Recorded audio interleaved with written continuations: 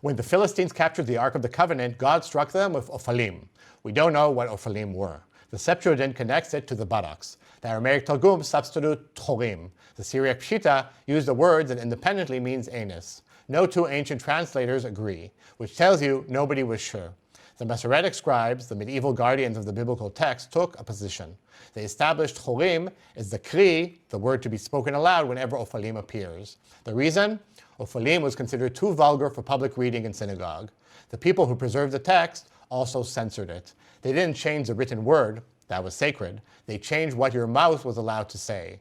That dynamic, preserving the text while shaping its reading, is central to the Masoretic project. In the 10th century, Saadia Gaon identifies the condition as hemorrhoids. From there on, tehorim became the standard Hebrew medical term for hemorrhoids. Shabtai Donolo used it. Medieval commentators consolidated the reading. But in 2007, archaeologist Aren Maeir proposed something completely different.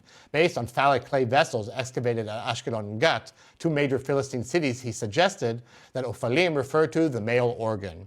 The golden votive offerings the Philistines fashioned wouldn't be models of hemorrhoids, they'd be phallic figurines. The question is still open, but the word tehorim is firmly planted in modern Hebrew.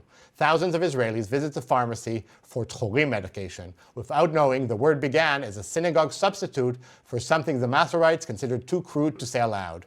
Now you know.